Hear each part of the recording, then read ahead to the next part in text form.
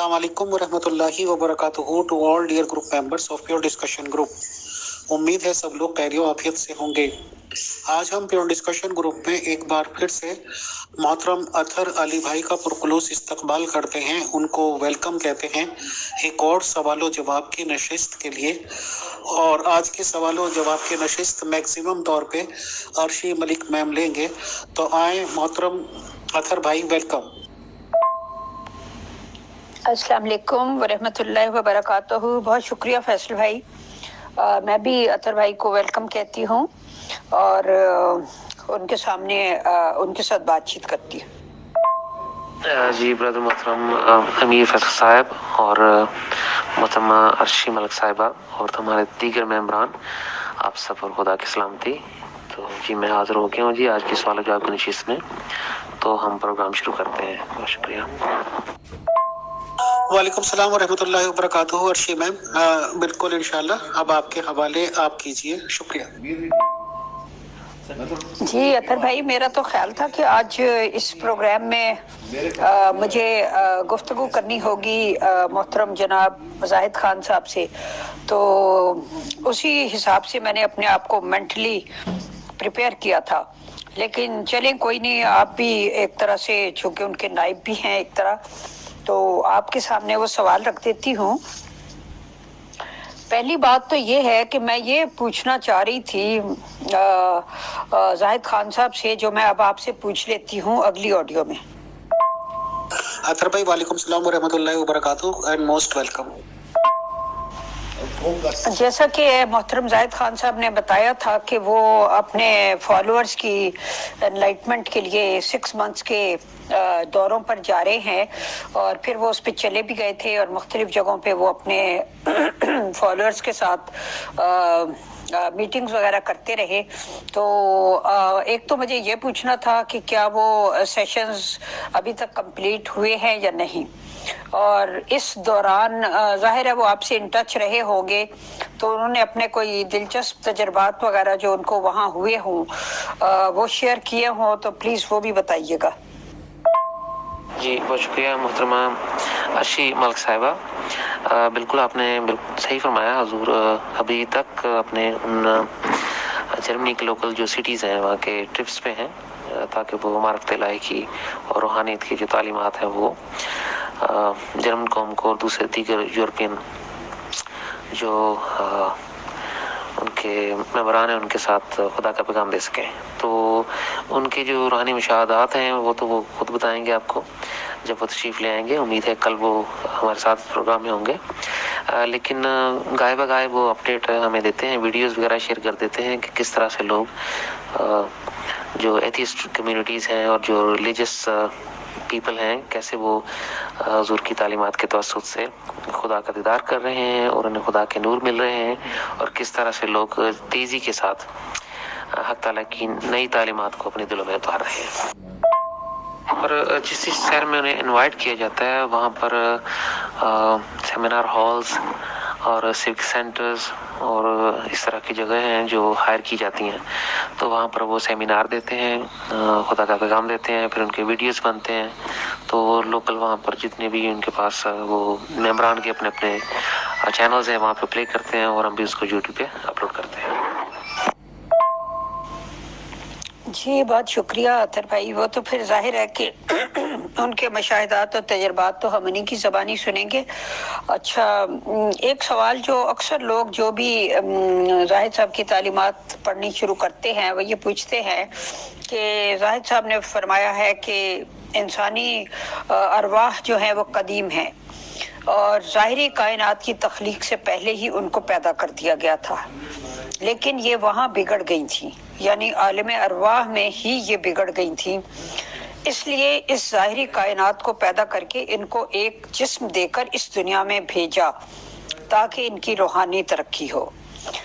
ये तो हुई स्टेटमेंट। अब इसमें से सवाल ये निकलता है कि जब आलम अरवाह में इन रूहों के पास जिस्म भी नहीं था तो तब इनके क्या मसाइल थे, क्योंकि अक्सर मसाइल तो मादी जिस्म के तकाज़ों की वजह से पैदा होते हैं। تو یہ فرمائیے گا کہ وہاں یہ کیوں بگڑی ہوئی تھی جبکہ ان کے پاس جسم بھی نہیں تھا؟ یہاں تو چلو چھین جھپٹ مار دھاڑ قتل و غارت اس لیے جاری ہے کہ جسم کے تقاضے ہیں، کوئی لوگ اس جسم کی سہولت کے لیے زیادہ سے زیادہ چیزوں پر قبضہ کرنا چاہتے ہیں وغیرہ وغیرہ۔ جی بہت شکریہ محترمہ عرشی ملک صاحبہ، یہ بڑا ہی اچھا سوال ہے۔ جس طرح سے ہماری ظاہری جسم کی ایک فارم ہے، ایک اس کی حالت ہے، ایک اس کی ٹھوس شکل ہے، اسی طرح سے ہماری روح کی بھی ایک انتہائی ٹھوس فارم ہے جو کہ اس ظاہری جسم سے کئی گنا زیادہ مضبوط، زیادہ پیور اور زیادہ خالص ہے۔ تو عالم ارواح جو ہیں وہ ایک پرفیکٹ جسے کہتے ہیں کہ معیار پہ بنائی گئی ہیں، اور جو ظاہری کائنات ہیں وہ عارضی سطح پہ بنائی گئی ہیں، تو اندازے کے تحت۔ تو اس لیے ان کی لیمٹس ہیں، اور عالم ارواح میں جو ہے وہ ایک پرفیکشن کا معیار ہے، جس میں ہماری جو ارواح ہیں ان کے پاس زیادہ ٹھوس حالت موجود ہے۔ تو ہم اس سے بھی بہت ہی انتہائی کروڑ گنا اچھی حالت میں عالم ارواح میں ہم رہ چکے ہیں، لیکن خدا کی ذات کو پیٹھ دکھا کے، اس سے دوری کے باعث، اس سے ریبیلیس بیہیویئر کے باعث اور ان گنت مواقع ملنے کے باعث ہم خدا کو اپنی آزادی کے غلط استعمال کے باعث اندھیروں میں جا گرنے میں ہمیں بہت عرصہ لگا۔ تو اس لیے یہ ظاہری کائنات اسٹیبلش کی گئی، جیسا آپ نے حضور کا وہ تعلیمات کا وہ نوٹ یہاں پہ بتایا، تو بالکل ایسا ہی ہوا، لیکن جو روح ہے وہ ہماری اس ظاہری جسم سے زیادہ ٹھوس حالت میں تھی۔ تو اس میں تھوڑا سا اور کہوں گا کہ جیسے ہم اس زندگی میں سیلف سینٹرڈ، بس سیلفش اور اپنی مرضی کی زندگی، میں اس کا، وہ میری، ہم آپس کی جو محبت کی زندگی گزار رہے ہیں جس میں خدا کی ذات ہمارا محور نہیں ہے، اس سے کئی کروڑ گنا زیادہ خدا کی نافرمانی اور خدا کے ساتھ ہماری یعنی کہ دوری، اور میں کہوں گا کہ نفرت کی بھی انتہا ہم کر چکے ہیں عالم ارواح میں۔ تو یہ ان کا ایک والدین جیسا دل ہے جس کی وجہ سے ہمیں یہ دوبارہ موقع دیا گیا ہے۔ جی بہت شکریہ اطہر بھائی، لیکن مجھے یہ سمجھ نہیں آتی کہ انسان کیوں ریبیلیس ہو گیا خدا سے، کیونکہ جس طرح خالق کو تخلیق سے محبت ہوتی ہے اس طرح ہی تخلیق کو بھی خالق سے محبت ہوتی ہے۔ اس کی مثال ہم دنیاوی رشتوں میں دیکھتے ہیں کہ بچے جو والدین کی وجہ سے تخلیق ہوتے ہیں، ان بچوں کو بھی والدین سے محبت ہوتی ہے، حتیٰ کہ جانوروں کے بچوں کو بھی اپنی ماں سے یا اپنے باپ سے محبت ہوتی ہے۔ تو یہ انسان کیوں اپنے خالق سے ریبیلیس ہوا؟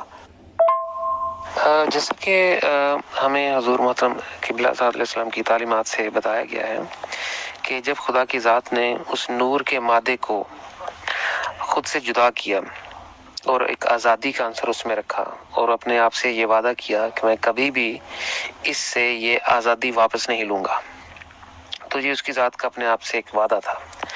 اب اس مادے سے، اس نور کے اس مادے سے جس سے ہماری تخلیقات کی گئی ارواح کی، ان کے یہ اندر مین ایلیمنٹ آزادی تھا کہ آپ کسی کو مجبور کر کے اس کی محبت نہیں لے سکتے۔ محبت کا والہانہ ہونا اسی بات پہ مبنی ہوتا ہے کہ کوئی شخص اپنی مرضی سے آپ سے محبت کرے۔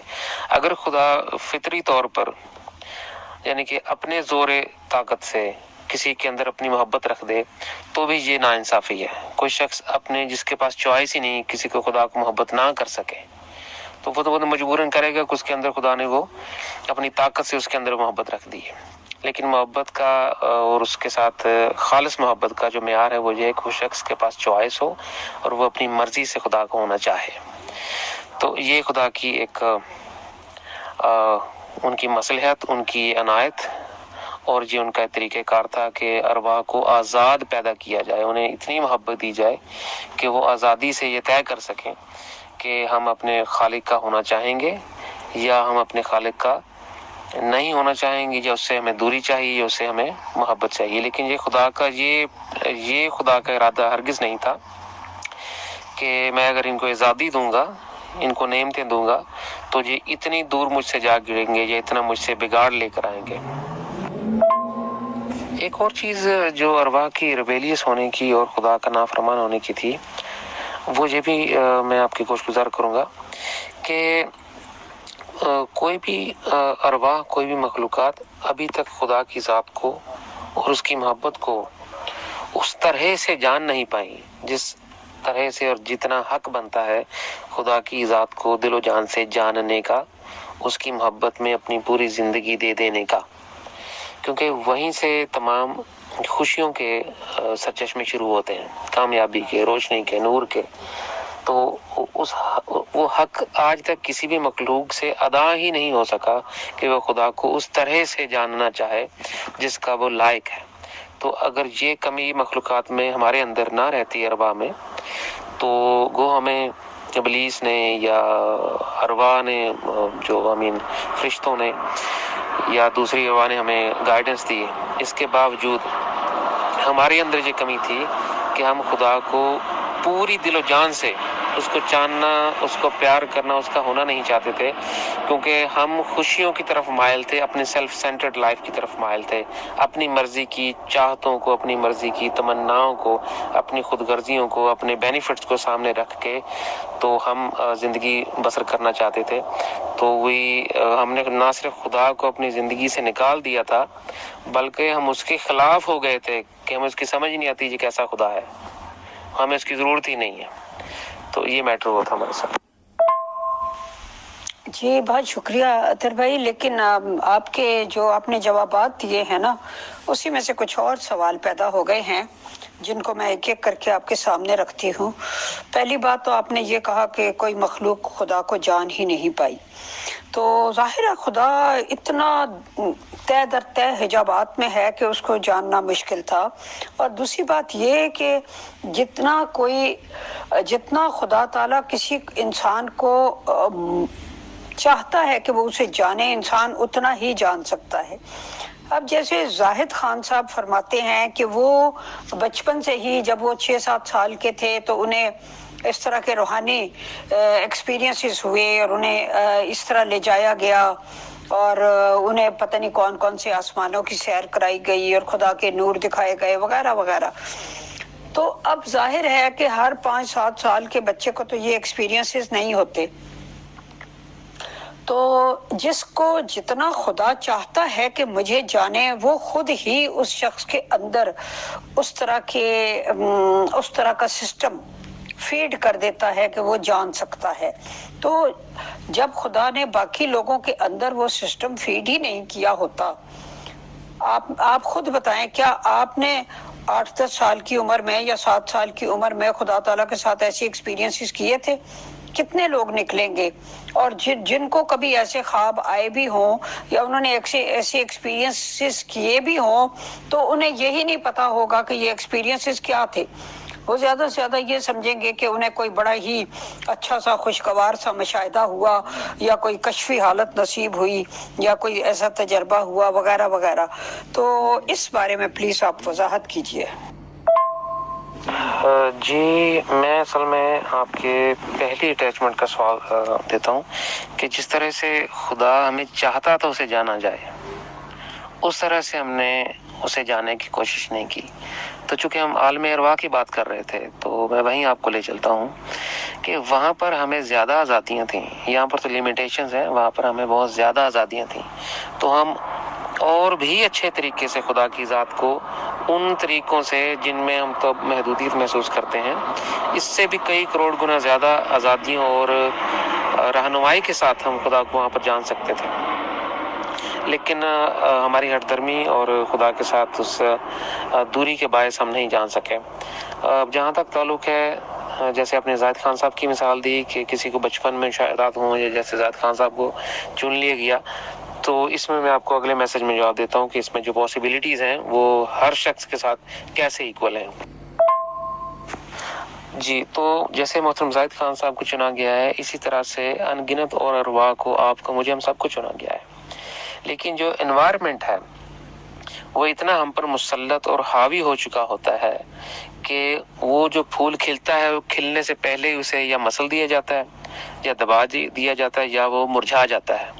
ورنہ چونکہ ہم جیسے میں نے عرض کیا ہم خدا کی ذات کو اس طرح سے نہیں جانتے جس طرح سے وہ ہمیں چاہتا ہے کہ اسے جانا جائے. اس لیے ہمیں یہ ہماری یہ لا علمی ہے کہ ہم ناواقف ہیں کہ خدا کی ذات کبھی بھی بے انصافی نہیں کرتی. وہ ہمیشہ اپنی ذمہ داری پوری سر انجام کرتی ہے. تو یہ ہو ہی نہیں سکتا کہ خدا کی ذات اس دنیا میں کسی روح کو بھیجے اور اس کی پھر وہ ذمہ دار نہ ہو. ہدایت پہنچ جاتی ہے، بے شک وہ بچپن میں آئے، جوانی میں آئے یا بڑھاپے میں آئے، وہ اپنی محبت کی نشانی، اپنا کلام، اپنی ہدایت کسی زبان میں، کسی وقت، کسی دور میں وہ پہنچا کر ہی آپ کو ذمہ داری پوری کرتا ہے.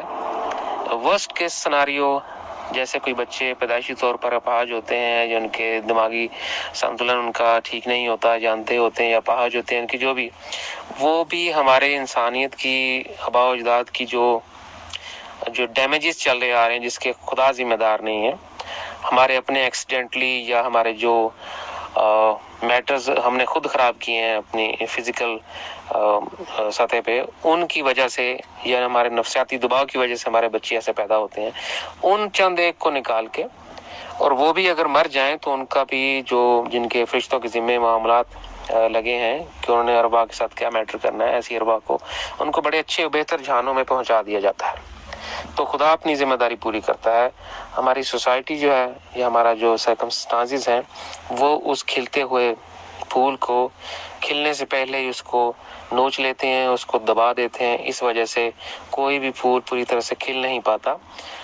ورنہ ہر شخص ہی خدا کے ساتھ ایک زندہ تعلق کا حامل ہو، اور ہر گلی میں ہر کوچے میں آپ کو خدا کے انبیاء دکھائی دیں. جی بالکل، جی آپ نے صحیح فرمایا، ایسا ہی ہے. لیکن جب وہ آنکھوں تک پہنچتا ہے، اس کے ہماری آنکھوں تک پہنچنے سے پہلے ہماری آنکھیں اسے دل میں اس طرح سے ٹٹولیں، اس طرح سے اپنے دل کے دریچے پہ دستک دیں کہ خدا کی ذات اس محبت سے، اس الفت سے ہمارے جتنے بھی پردے ہیں وہ ایک ایک کر کے سارے اٹھا دے جو ہماری طرف سے حائل ہیں. لیکن اس کے لیے یہ بھی بتایا گیا ہے کہ ہم نے دستک کیسے دینی ہے. The one who knocks the door will be open for him. یہ بھی لکھا ہے جی بائبل میں.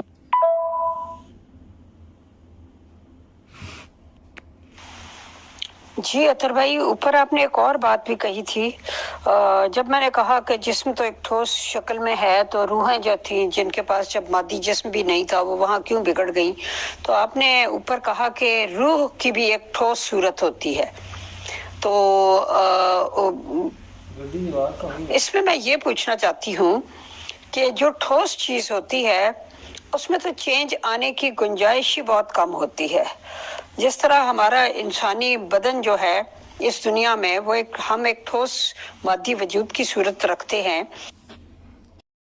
تو جس طرح ہم اپنے ٹھوس انسانی وجود میں کوئی چینج نہیں کر سکتے. اب کسی کا قد کتنا ہے وہ اپنا کھینچ کے لمبا نہیں کر سکتا قد کو، کسی کی آنکھوں کا رنگ نیلا ہے تو وہ اس کو بلیک نہیں کر سکتا، کسی کے میرا مطلب اسی طرح جو بھی جسمانی خلقت ہے انسان کی، انسان اس میں چینج نہیں لا سکتا ہوتا. وہ اپنی سکن کا کلر چینج نہیں کر سکتا، وہ اپنے باقی نقوش چہرے کے چینج نہیں کر سکتا، بے شمار چیزیں. تو ٹھوس چیز کے ساتھ تو سب سے بڑا مسئلہ یہ ہوتا ہے کہ ٹھوس چیز جو ہوتی ہے وہ چینج نہیں ہو سکتی ہوتی، لیکن لطیف چیز جو ہوتی ہے اس میں چینج کی گنجائش ہوتی ہے. جیسے خیالات ہیں وہ لطیف چیز ہے، اس میں چینج آ سکتی ہے. ہماری کسی چیز کے بارے میں انڈرسٹینڈنگ ہے، نو ہاؤ ہے، وہ لطیف چیز ہے، اس میں چینج آ سکتی ہے. تو پھر آپ نے یہ کیوں کہا کہ روح جو ہے وہ جسم سے بھی زیادہ ایک ٹھوس وجود رکھتی تھی؟ جی محترمہ جلنگ صاحبہ، ہمارے وہ ممبران جو کہ اپنے جسم سے آلریڈی باہر آ کے تو سفر کر چکے ہیں، ان پہ یہ اگر عنایت ہو چکے ہیں تو جو وہ اس بات کو یا دوسرے کسی اور مسلک سے یا کسی روحانی سلسلے کو تعلق رکھتا ہے شخص اور اس کے ساتھ یہ مشاہدہ ہوا ہے تو وہ میری بات کو بڑی اچھی طرح سے سمجھے گا. ہماری جو روح کا ٹھوس ہونا ہے وہ اس شخص کے لیے زیادہ انڈرسٹینڈیبل ہے جس کی روح کا اس نے مشاہدہ کر لیا ہو. تو اس سے پہلے میں ایک مثال دے سکتا ہوں کہ ہمارا جسم جو ہے اس کی ایک محدودیات ہیں، اسی طرح روح کی بھی بہت زیادہ محدودیات ہیں اگر اس میں نور الہی نہ ہو۔ تو جیسے ہی روح کے اندر خدا کی ذات کا نور آتا ہے تو اس کی فارم، اس کا کاسمیٹک وہ چینج ہوتا ہے۔ اس کی خدا کی ذات نے ایک فاؤنڈیشن ایسی رکھی ہے کہ وہ یہاں پر ہم جوان ہو گئے، اس کے بعد پھر بوڑھے ہو گئے تو مر گئے۔ یہاں پر ہماری ایکسپائری ڈیوریشن ہے، روح کی کوئی ایکسپائری کوئی لمٹ نہیں ہے، وہ ہمیشہ رہنے کے لیے پیدا کی گئی ہے۔ تو اس کا آرکیٹیکچر پلان، اس کی creation recipe it's different than our human body, یعنی ہماری جو ایکسٹرنل باڈی ہے، تو اس کو کسی اور ہمیشہ رہنے کے اس پروجیکٹ پہ تیار کیا گیا ہے۔ اس کا ٹھوس ہونا اس طرح سے ہے کہ اگر آپ اس کی میں پنجابی کی مثال دوں گا کہ ہم اپنے آپ کو کسی بندے کا، اچھا میں میسج تھوڑا لمبا ہو گیا، یہ پنجابی کی مثال میں اگلے میسج میں تو روح کی جو فارم ہے اس کی فاؤنڈیشن اور ہے، اس کے اندر یہ لطیف حالتیں جو ہیں وہ ہم یہاں سے ٹرانسفر کر لیتے ہیں اس ظاہری زندگی میں رہ کے، جو ہم نے اختیار کی ہوتی ہیں یا جو ہم نے ڈیولپ کی ہوتی ہیں۔ تو اس روح کے اندر اتنی کوالٹیز ہیں، اس روح کے اندر جیسے ایک راکٹ ہے، وہ بہت ہی تیز سپیڈ سے سفر کر سکتا ہے، اس میں صرف آپ نے وہ میٹیریل، وہ ریسیپی، وہ اپنی ایندھن رکھنا ہے۔ تو وہ جو ایندھن ہے وہ خدا کی ذات کا وہ نور ہے جو خدا نے ہماری روحوں کے لیے پیدا کیا ہے، ان روحوں کے اندر رکھ دیتا ہے خدا، جن کی خدا کے ساتھ محبت اور مطابقت آ جاتی ہے۔ تو جسم کی ریکوائرمنٹ اور اس کی ضرورت اور تھی، ارواح کو کسی اور مقصد کے لیے پیدا کیا گیا تھا۔ تو ہم اپنے جسم کو اور اس کے اوپر پہنے ہوئے لباس کو ہم ایک جیسا نہیں سمجھ سکتے۔ لباس تو ایک لباس ہے، وہ بھی ٹھوس ہے، لیکن اس کے اندر جب ہم اس کو پہن لیتے ہیں تو ہم بھی ٹھوس ہیں، بلکہ اس لباس سے زیادہ ٹھوس ہیں جو ہم نے پہن رکھا ہے۔ تو body is like a suit and our spirit is like a person who is living inside human suit. چلیں، بہت شکریہ۔ میں اس بات کو بعد میں دوبارہ بھی سن کے سمجھنے کی کوشش کروں گی۔ فی الحال میں اگلا سوال آپ کے سامنے پیش کرتی ہوں۔ آپ نے اوپر کہا کہ جس طرح خدا چاہتا تھا کہ اسے جانا جائے، اس طرح ہم انسان اسے جان نہیں پائے، اور یہ اس لیے ہوا کہ انسان کی ہٹ درمی کے باعث ہوا کہ انسان خدا کو جان نہیں پایا اور خدا کا نہیں ہو سکا۔ تو سوال یہ پیدا ہوتا ہے کہ انسان میں کیا نشانی ہوتی ہے جس سے یہ پہچانا جائے کہ وہ خدا کا ہو چکا ہے؟ کیونکہ ہم ہر مذہب میں ایسے خدا رسیدہ لوگوں سے ملتے ہیں جو کہ خدا کے ہو چکے ہوتے ہیں۔ ظاہر ہے وہ لوگ کم ہوتے ہیں، تعداد میں بہت کم ہوتے ہیں، اور نایاب اور نادر چیزیں ہمیشہ تعداد میں کم ہی ہوتی ہیں، جبھی تو ان کی ویلیو ہوتی ہے۔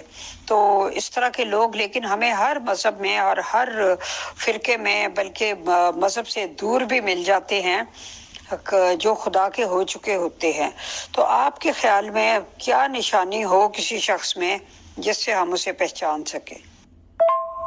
جی محترمہ اشما صاحبہ، یہ دو چیزیں ہیں جی۔ ایک تو میں پہلے کہ جو خدا کی قدر و قیمت جاننے کا جو جیسے خدا چاہتا تھا، اس سے میری مراد یہ ہے کہ کوئی شخص ہے وہ ڈاکٹر کے پاس جاتا ہے اور کہتا ہے کہ مجھے یہ مرض ہے، ڈاکٹر اسے جو دوائی، جو میڈیسن اس کو پرسکرپشن دیتا ہے، مریض بس وہی دوائی چھوڑ کے باقی سارے نسخے اور ٹوٹکے اور پھکیاں اور منجن اور جو مرضی ٹرائی کرتا پھر اس کو اسی دوا سے، اسی طریقے کے ساتھ کھانے سے ہی اس کو فائدہ ہوگا، آرام آئے گا۔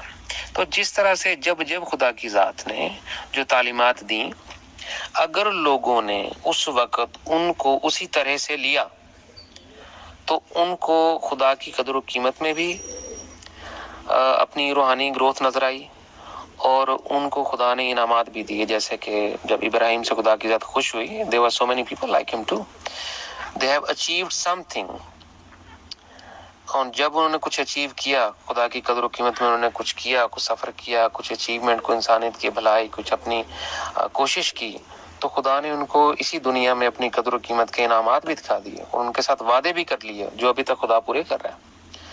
تو یہ تھا جس طرح سے خدا کی قدر و قیمت، جیسے اب زاہد خان صاحب کی تعلیمات آئی ہیں، ان کو اگر کوئی خدا کی تعلیمات جان لیتا ہے کہ یہ خدا کی طرف سے ہیں لیکن I am not interested, so how he گنا گیٹ دا انلائٹمنٹ، اس کو خدا کی قدر و قیمت کا کیسے پتہ چلے گا؟ اب آپ کے دوسرے سوال کا جواب، اس کا طریقہ، چونکہ ہم اکثر و بیشتر اسلام کے بیک گراؤنڈ سے آئے ہیں، تو ہمیں صاف صاف قرآن میں بتایا گیا ہے کہ جو شخص خدا کے نام پہ خدا کی بات کرے اس سے وہ پیغام لے لو. اور یہ پوری طرح سے بڑی ہی آسان سی ایک تھیوری ہے جو انسان کو سمجھ آتی ہے، کسی بھی بیسک عقائد رکھنے والے شخص کو جو خدا پہ ایمان رکھتا ہے خدا کی ذات ہے، کہ جب کوئی شخص خدا کی طرف سے آئے گا اور وہ خدا کی بات کرے گا، اگر وہ غلط ہوا تو بھئی ہم نے تو خدا کے لیے اس کو جانا تھا، ہم نے تو خدا کے لیے اس کی بات مانی تھی، ہم نے تو خدا کے راستے پہ خدا سے ملنے کے لیے خدا کی الفت میں اس کا ہاتھ تھاما تھا. اب اگر وہ شخص غلط نکلے گا تو وہ ذمہ دار ہوگا. یہ ترازو ہمارے ہاتھ میں کبھی بھی کہیں بھی کسی بھی دور میں نہیں دیا گیا.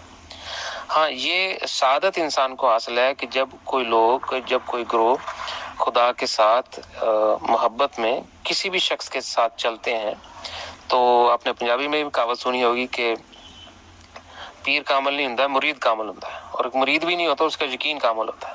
تو یہ سمجھانے کے لیے اس طرح کی باتیں کی گئی تھیں، جبکہ اس کی سچائی یہ ہے کہ جب خدا کسی کو چن لیتا ہے تو وہ ساری برکتیں اس کے مشن کے ساتھ جوڑ دیتا ہے. اب ان کو وقت لگے یا اسباب لگیں یا انسانیت اس کو دیر سے سمجھے، وہ اپنا اثر اور اپنا رنگ انسانیت پہ ضرور چھوڑ دیتا ہے جو خدا کی طرف سے آیا ہوتا ہے. اور بائبل میں بھی یہ کہا گیا ہے کہ جو شخص خدا کی طرف سے آتا ہے تم اسے اس کے پھلوں سے پہچان لو گے، یعنی کہ وہ خدا کی طرف سے بات کرے گا اور تمہیں خدا سے ہی ملائے گا. اور جب تم اپنے دل میں، اپنے احساسات میں اپنی روحانی آنکھوں کو کھلتا دیکھو گے اور جب تم خدا سے ملو گے تو تمہیں یقین آ جائے گا کہ ہاں یہ شخص بالکل ٹھیک تھا، خدا کی طرف سے ہی آیا تھا. اور جو شخص خدا کی طرف سے نہیں ہے اس کے بارے میں بھی بائبل کہتی ہے کہ جو بیج خدا کے ہاتھ سے خدا نے خود بویا ہوتا ہے اسی کو پھل لگتا ہے. یعنی کہ اب عیسی علیہ السلام کو دیکھ لیں، ان کے دور میں کئی اور مسیح تھے، ان میں سے کسی کا نام بھی ہمیں نہیں یاد ہے. اب پوری دنیا اس وقت عیسیٰ کرتی ہے، تو آخر کوئی بات ہوگی جو خدا کی طرف سے آتا ہے. خیر لیٹر آن ہر کسی سے مسٹیکس ہوئیں. اس راہ بے کسی میں سبھی نے اپنے ہاتھ بھی، اپنے سر بھی، پتنی کیا اپنا زندگیاں داؤ پہ لگا دی، تو مسٹیکس بھی ہوئیں اور خدا نے معاف بھی کر دیا. لیکن جو خدا کے ہاتھ سے بیج دھرتی پہ لگا دیتی ہے خدا کی ذات، اسی کو پھل لگتا ہے، تو اس کا پتہ چل جاتا ہے یہ شخص خدا کی طرف سے ہے یا نہیں. جیسے حضور اکثر فرماتے ہیں، وہ شاہین والا اور اس کسان والا وہ قصہ بیان فرماتے ہیں کہ جب وہ کوئی کسان کے ہاتھ ایک شاہین کا بچہ لگا، کوئی طوفان کی وجہ سے کوئی گھونسلہ ٹوٹ گیا جو کیسے بھی، اس کو اپنے گھر پہ لے آیا جہاں پر اس کے مرغی خانہ تھا اور وہ پہاڑی کے اوپر رہتا تھا. تو وہ چھوٹا سا شاہین کا بچہ اس مرغی خانے میں ہی اس نے پرورش پائی. وہ بڑا سارا ہو گیا، اتنا بڑا سارا ہو گیا کہ وہ کھانا پینا، وہ اس میں ساری کی ساری مرغیوں کی عادات آ گئی. تو ایک دن اس نے دیکھا کہ آسمان سے ایک شاہین گزرا ہے، اس نے بڑی زوردار آواز دی ہے. اب سارے جو مرغیاں تھے، چوزے تھے، وہ اسی اپنی معمول کی زندگی میں بزی تھے، دانا دن کا کھا رہے تھے، جو ان کی معاملات فکریں تھیں. یہ اکیلا تھا جس نے غور کیا کہ یہ آواز میں نے سنی ہے، شاید اس کو میں جانتا ہوں. اس نے دھیان کیا اور اس کی آواز کے پیچھے وہ بھاگا. اب وہ اتنی تیزی سے اس کے پیچھے بھاگا کہ وہ پہاڑی سے گرا، اور گرتے ہی اس نے پر کھولے. اس کو نہیں یہ شعور تھا کہ میرے پاس اڑنے کے لیے پر ہیں، اسے لگا کہ میں اب گر رہا ہوں، اس کو ڈر آیا. لیکن اس نے تھوڑی دیر بعد دیکھا کہ اس کے پر کھل گئے اور وہ گر نہیں رہا، وہ اڑ رہا ہے. تو پھر اس نے پیچھے مڑ کے دیکھا، جب وہ بہت بلندی پر پہنچ گیا، ایک اونچی پہاڑی ٹیلے پر پہنچا، وہاں پہ اس نے دیکھا کہ میں نے ساری زندگی دنیا کی فکروں میں مرغی خانے میں گزار دی. تو یہی جو مثال ہے وہ ہماری زندگیوں پر بھی پوری طرح سے نمایاں ہوتی ہے کہ ہم اس دنیا کی فکروں میں، ان مذاہب کی دانے دنکے میں اور عقائد کے ان دباؤ میں ہم گزار دیتے ہیں. لیکن ہمیں تو خدا کی ذات نے ایک شاہین، ایک خدا کا بیٹا بیٹی اس نے ہمیں جان کر بنا کر پیدا کر کے یہ زندگی اور یہ جسم دیا تھا جو کہ انمول تحفہ ہے خدا کا، تو ہم نے جب اس آواز کو نہیں پہچانا اور اگنور کر دیا تو اس کے ذمہ دار ہم خود ہیں۔ خدا کی ذات نے ہمیں شاہین بنا کر ہی پیدا کیا تھا۔ جی اطہر بھائی، اب ہم اس مثال پہ ذرا غور کرتے ہیں۔ اس قسم کی جو مثالیں ہوتی ہیں، ہر ایک شخص اس کو اپنے اپنے مقاصد کے لیے استعمال کرتا ہے۔ ایک بندہ ہے، وہ مسلمان گھرانے میں پیدا ہوا، وہاں پلا بڑا، 50-60 سال اس کو گزر گئے، پھر اس کی کسی طرح ملاقات کسی احمدی دوست سے ہوئی یا مربی سے ہوئی، اس نے اس کو تبلیغ کی، اس نے بتایا کہ اس طرح مرزا صاحب جو ہیں وہ امام مہدی ہیں، مسیح موعود ہیں، وغیرہ وغیرہ۔ اس شخص نے سوچا کہ او ہو، میں نے تو ساری زندگی ایک مرغی خانے میں گزار دی۔ وہ مرزا صاحب پہ ایمان لے آیا، جماعت احمدیہ میں شامل ہو گیا۔ اس کو لگا کہ میں وہ شاہین کا بچہ تھا جس کے پر تھے، جو اڑ سکتا تھا، اور اب مجھے موقع ملا، اور خدا نے مطلب میرے اندر جو جبلت تھی شاہین کی، اور میں اس مرغی خانے سے نکل آیا۔ ایک آدمی احمدیوں میں سے نکلتا ہے، وہ اسلامی تعلیمات کا مطالعہ کرتا ہے، وہ احمدیت چھوڑ کے مسلمان ہو جاتا ہے، وہ کہتا ہے کہ او میرے اندر تو سچائی کی آواز موجود تھی، میں ایک شاہین تھا جس نے مرغی خانے میں زندگی بسر کر دی۔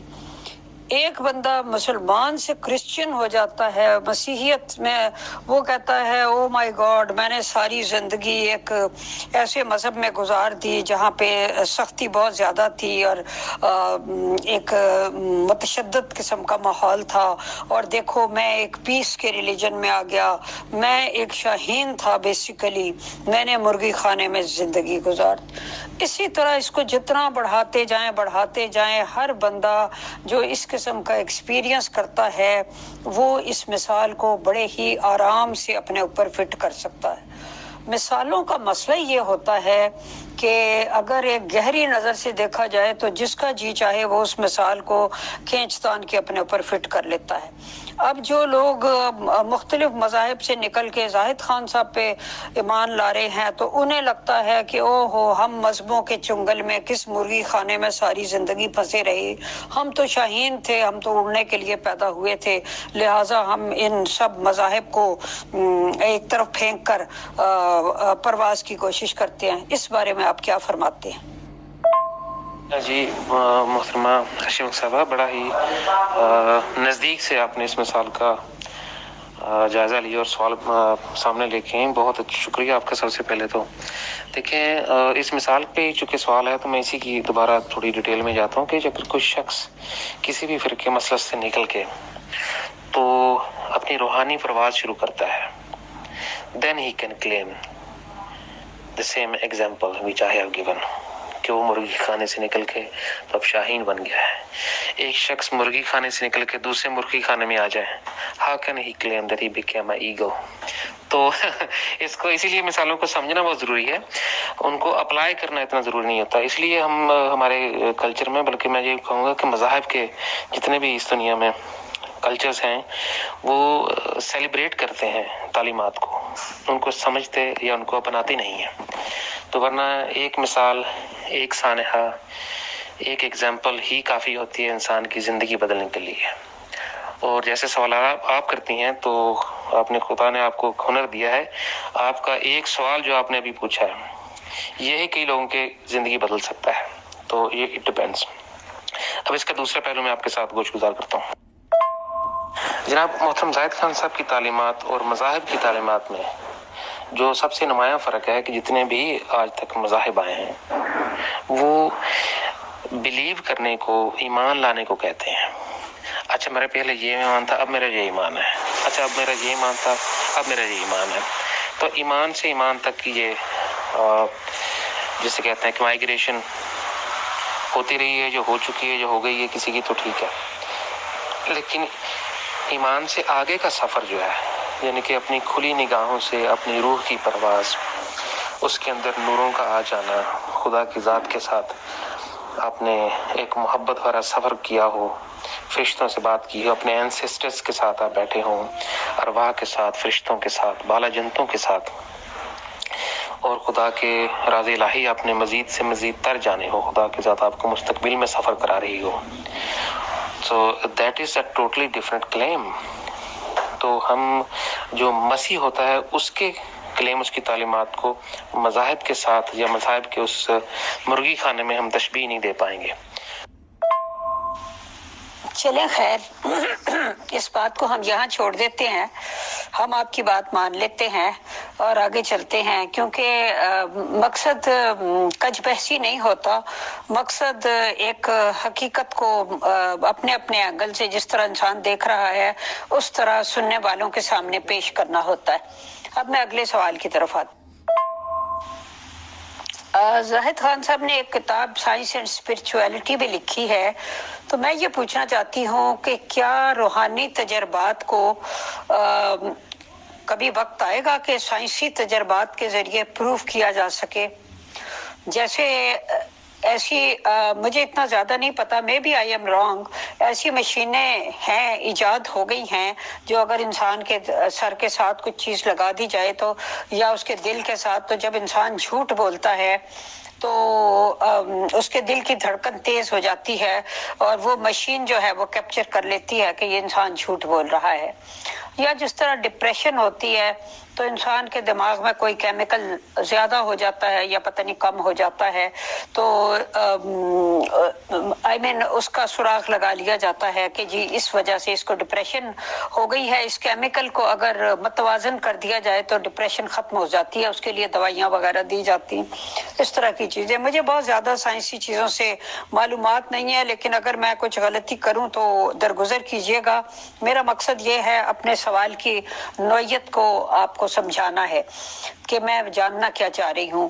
تو میرا یہ مقصد ہے کہ یہ جب انسان ایک روحانی پرواز کرتا ہے، روحانی تجربات کرتا ہے، مشاہدات کرتا ہے، تو اگر اس وقت سائنسدان اس کے دماغ کے ساتھ یا اس کے دل کی دھڑکن کے ساتھ یا اس کی نبض کے ساتھ کوئی ایسا آلہ منسلک کر دیں جس سے اندازہ ہو کہ یہ اس مادی دنیا سے نکل کے کسی اور طرف پرواز کر رہا ہے، یا یہ کیا دیکھ رہا ہے یا کیا سوچ رہا ہے، کیا کبھی ایسا ممکن ہوگا؟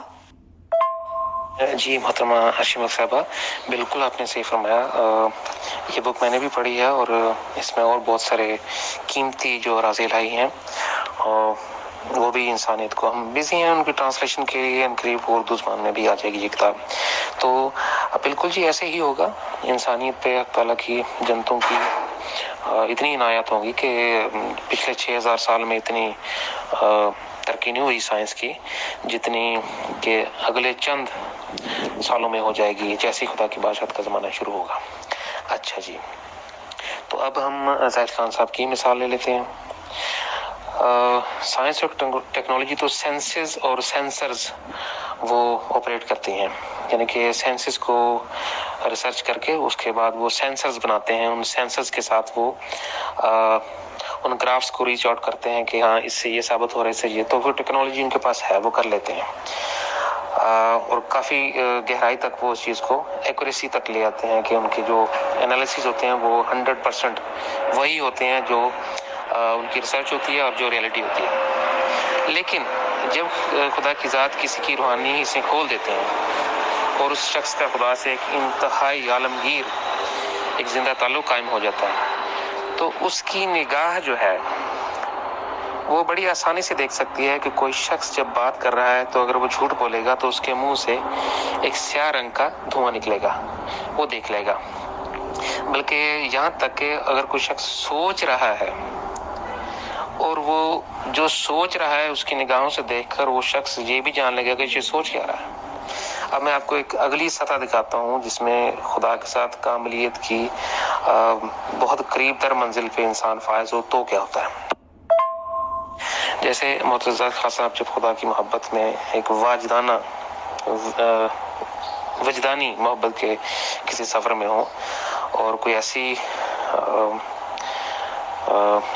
گھڑی ہو ان کے دل کے اوپر کہ جب خدا کی ذات ان کے سامنے ہو اور خدا کی ذات اس لمحے میں کچھ چھپانا بھی چاہے تو وہ زاہد خان صاحب سے نہیں چھپا پائے گی. یعنی کہ یہ اتنی آگے تک انسان کو خدا کی ذات روحانیت کے ذریعے اور اپنی الفت کے ذریعے اختیارات اور اتنی روحانی گروتھ عطا فرما دیتی ہے. تو اسپرچول سائنس اور ہے جی، اور جو ہماری ظاہری سائنس ہے یہ اور ہے. ان کا ایک حد تک توازن ہے، اس کے بعد پھر جو ظاہری سائنس ہے اس کی لمٹس ہیں. تو جہاں تک ان سے کام لیا جائے گا، ظاہری سائنس ہماری زندگی کو آسان بنائے گی اور انسان کو اتنا وقت ضرور دے گی، اتنی سہولت ضرور دے گی کہ وہ اپنے اوقات کو، اپنی چھوٹی سی زندگی کو پوری طرح سے دل و جان سے اور پورے زور کے ساتھ خدا کو دے سکے، پورا وقت خدا کی یاد میں، اس کے کاموں میں، اس دنیا کو اور اپنی روح کو بہتر بنانے میں صرف کر سکے. جواب تو صحیح دیتا ہے.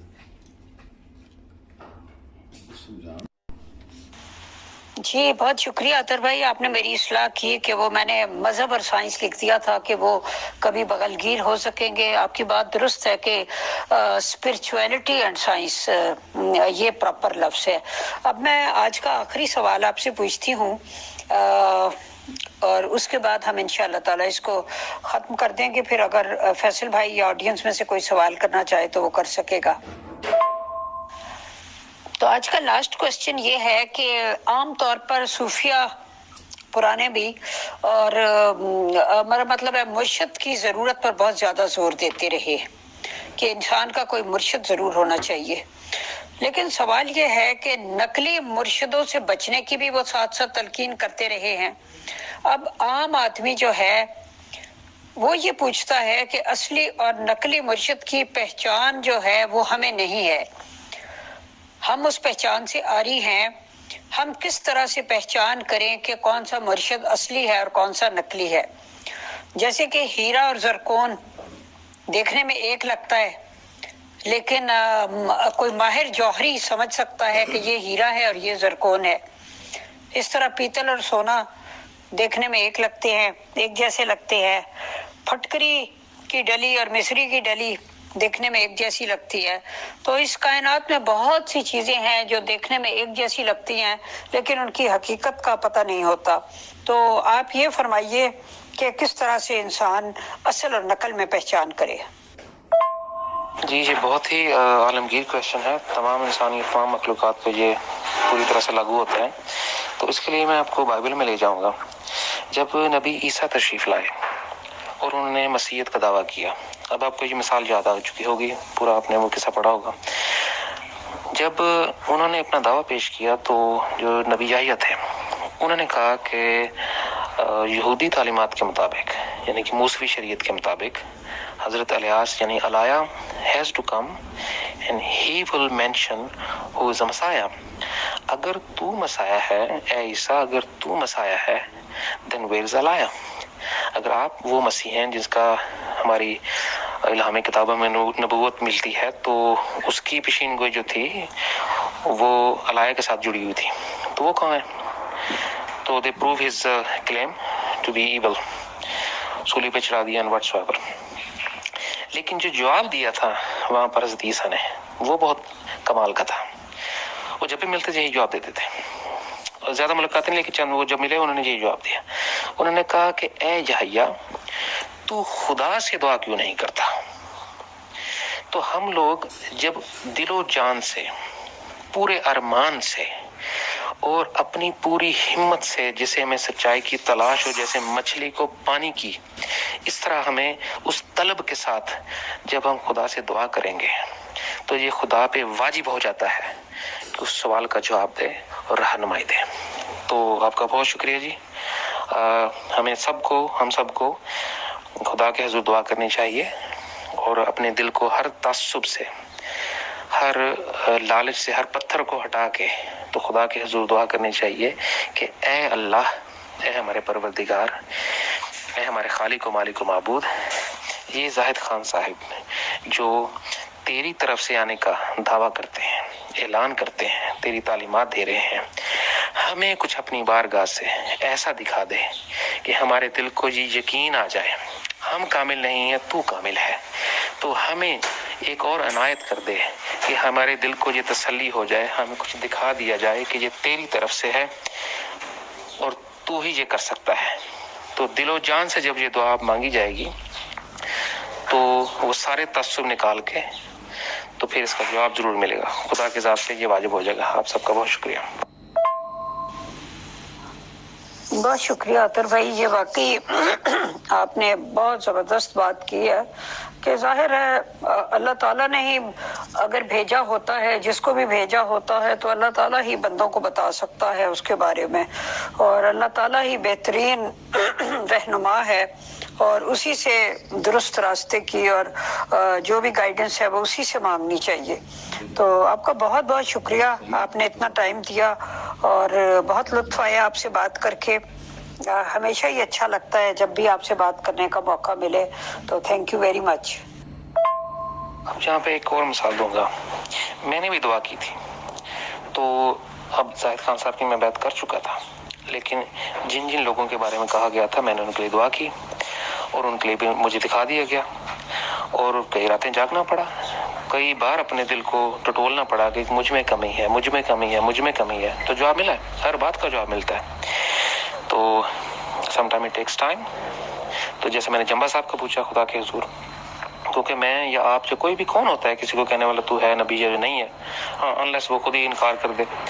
تو مجھے دکھایا گیا، ہمارے بہت سارے ممبران کو دکھایا گیا کہ عالم ارواح میں ان کی کیا حالت ہے، اور یہ طارق چوہان صاحب کی بھی، اور بھی یہ جو مفتی صاحب ہیں، اور بھی بہت سارے ممبران کا دکھایا گیا جو مسیحیت میں ہیں، اور جو سیلیبریٹیز ہیں اس وقت دنیا میں، ان کا دکھایا گیا. تو یہ دکھا دیا جاتا ہے اب جب آپ دستک دیتے ہیں دل و جان سے خدا کی بارگاہ میں، تو یہ اس پہ لازم ہے کہ اس کے لیے وہ دروازہ اور رہنمائی کھول دی جائے. لیکن اب یہ جو ہم پہ ڈیپینڈ کرتا ہے کہ ہم اٹھ کے تو اپنے دل کو جھٹک دیں، اپنے دماغ کو، ارے یہ تو خواب تھا، اس کا کیا، یعنی کہ جو جاگتی آنکھ سے دیکھ رہے ہیں ان پہ تو ہمیں اعتبار نہیں ہے، اور جو ہمارے جو کہیں سے ہمیں بھولے بھٹکے خواب بھی آ جائے کوئی روحانیت کا، ہم اس کو بھی جھٹلا دیتے ہیں. تو یوسف کو، نبی یوسف علیہ السلام کو خواب ہی تھا نا جی، ستارے سجدہ کر رہے ہیں، یا جو ابراہیم کو بھی خواب ہی آیا تھا اپنے بیٹے پہ، لیکن اس کے پیچھے وہ ایک عزم ہوتا ہے، ایک چاہت ہوتی ہے، جس چاہت سے، جس یقین سے، کس پورے دل و جان سے ایک دستک ہوتی ہے جو خدا کی بارگاہ میں دی جاتی ہے. اس عزم کی وجہ سے کہ جو جواب ملتا ہے وہ انسان اپنے من میں اتار لیتا ہے. بہت شکریہ آپ کا. بہت بہت شکریہ، بہت جزاک اللہ محترم عطر علی بھائی and all dear group members of pure discussion group. انشاءاللہ سیم ٹائم ہم کل after lunch in Germany means 1 o'clock of Germany, Pakistan 5 p.m. and India 5:30 p.m. we will meet again. Thanks and Jazakallah. جی بہت شکریہ محترم امیر فیصل صاحب اور محترمہ عرشی ملک صاحبہ. آج کی سوال و جواب کی نشست میں آپ نے مجھے مدعو کیا، اور میں جہاں تک ہو سکا حضور محترم قبلہ اعظم صاحب کی تعلیمات سے اور اپنے مشاہدات سے میں جو سوالوں کے جواب دے سکا، اگر وہ کسی کے دل کو چھو جائیں اور کسی شخص کا دل خدا کی اور آ جائے تو یہ ان کی عنایت ہے. اگر کوئی کمی رہ گئی ہو تو وہ سراسر میری غلطی ہوگی، تو اس کے لیے میں خدا کے حضور معذرت چاہوں گا آپ سب سے بھی. بس دعا گو رہے ہیں میرے لیے بھی. تو کل آپ کو اسی سوال جواب کی نشست میں محترم قبلہ السلام کے ساتھ اسی پروگرام میں ملیں گے. اپنا خیال رکھیں جی. سب کو خدا حافظ.